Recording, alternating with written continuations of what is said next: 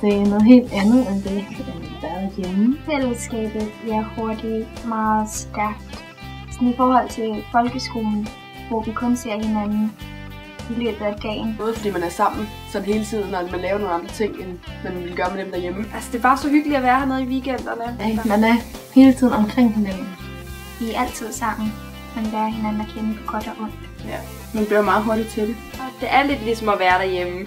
Bare sammen med alle sine venner i stedet for.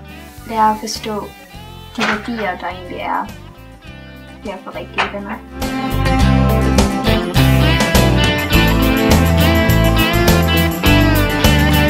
Det er jo et rigtig godt hold, hvor du møder nye mennesker, som du normalt ikke ville snakke med, hvis nu du ikke havde spillet musik. Man får et andet forhold til præcis de drenge, som man også spiller fodbold med. Man lærer helt vildt meget og sådan.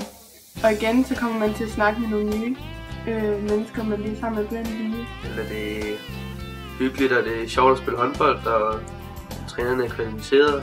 Fordi det er ekstremt hyggeligt.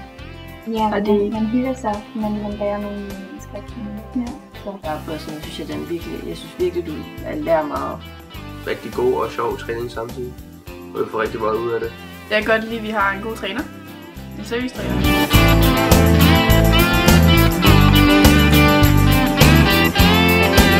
Jeg er blevet mere selvstændig og mere moden.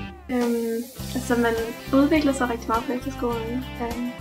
Man bliver meget mindre genert.